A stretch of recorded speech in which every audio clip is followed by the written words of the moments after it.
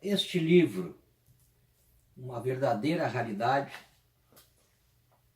comprei nos anos 80, no Rio de Janeiro, num sebo na Avenida Rio Branco, na época em que lá estudava.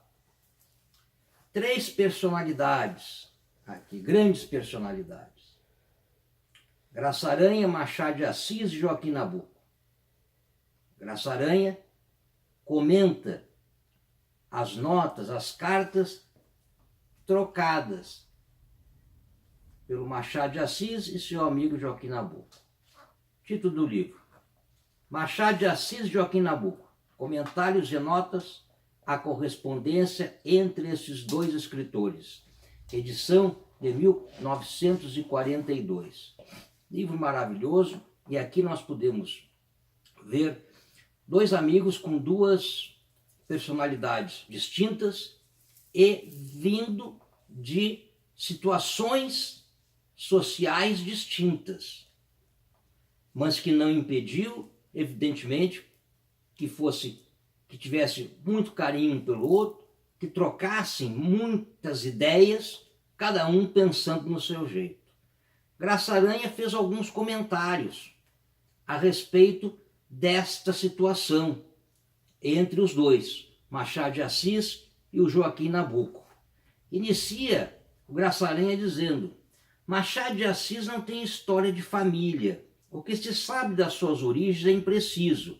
É a vaga e vulgar filiação com inteira ignorância da qualidade psicológica desse país, dessa hierarquia, de onde dimana a sensibilidade do singular escritor. E por isso acentua-se mais o aspecto surpreendente do seu temperamento raro e divergente do que se entende por alma brasileira.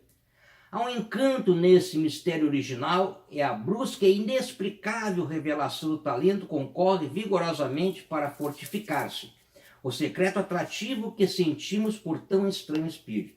De onde lhe vem o senso agudo da vida? Que legado de gênio ou de imaginação recebeu ele? Ninguém sabe.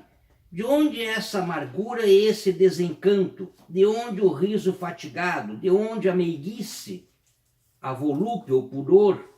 De onde esse enjoo dos humanos? Essas qualidades, esses defeitos estão no sangue, não são adquiridos pela cultura individual. A expressão psicológica de Machado de Assis é muito intensa para que se possa ser atribuída ao estudo, à observação própria. Cada traço do seu espírito tem raízes seculares e por isso ele resistirá a tudo o que passa. Para aí chegar, a viagem espiritual de Machado de Assis foi bem secreta, continua Graça Aranha. Veio do nada, venceu as suas origens modestas, tornou-se homem de cultura, de gosto e criou a sua própria personalidade. É um doloroso e belo poema o da elaboração do gênio nesse obscuro heroísmo. Machado de Assis não revelou nunca esse árduo combate interior. Não fez transbordar no ódio e no desrespeito a sua humildade inicial. Aristocratizou-se silenciosamente. O seu heroísmo está nesse trabalho de libertar-se da sua classe, nessa tragédia surda do espírito que se eleva na distinção pessoal, no desdém de ser agressivo aos poderosos e aos felizes. Da sua angústia intelectual transpira a perene melancolia da luta. Das tristes fontes da sua inteligência persiste para sempre o travo da amargura. Mas esta amargura da vida é nobre, é o desencanto do civilizado e não o rancor do escravo e o destempero do selvagem.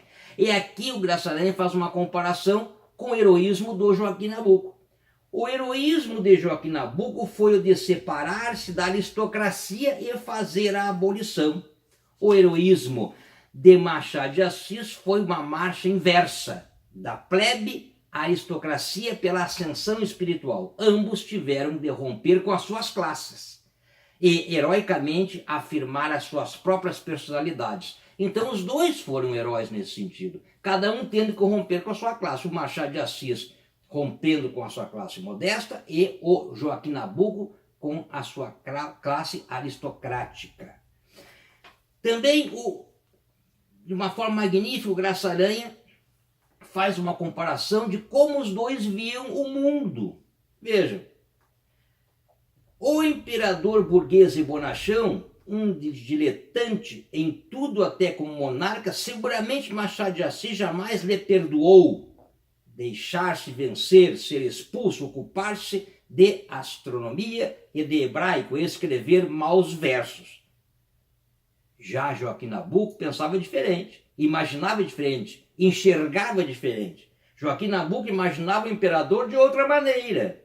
Ele voou a uma entidade superior, um nume pátrio, e quando morreu, Nabuco comoveu-se e exclamou que a morte do imperador era uma catástrofe moral, como seria na ordem material a destruição de uma grandeza física do Brasil. Vejam, sobre a mesma situação, dois amigos com pensamentos distintos. E aqui também muito interessante uma forma de cada um ver a vida. Por isso que eles trocavam tantas cartas e eram tão amigos com pensamentos distintos. Diz Machado de Assis: não há alegria pública que valha uma alegria particular. Em Esaú e Jacó, a queda da monarquia e a instalação da república são incidentes apenas referidos. Não dá importância, Machado de Assis. Já para Joaquim e Nabuco, esses acontecimentos foram supremos. Então, modos diferentes de enxergar a mesma situação e a vida. E aqui eu aproveito para mostrar. Olha que magnífico. Cópia da carta, essa aqui, 1909, do Machado para o Joaquim Nabuco. Meu querido Nabuco. Olha que maravilha esse livro. Tem até a cópia dessas cartas. Mais para frente, depois, tem uma outra cópia, uma carta magnífica também, aí é o contrário, do Machado para do Nabuco para o Machado de Assis. Então, um livro, uma raridade, 1942, e fundamentalmente muito bem analisado pelo Graça Aranha, onde ele conseguiu estabelecer esse comparativo entre esses dois amigos com personalidades distintas, vindo de classes distintas e, consequentemente, de forma distinta de encarar o mundo. Graça Aranha, Machado de Assis e Joaquim Nabuco. Comentários e notas da correspondência entre esses dois escritores. Edição de 1942.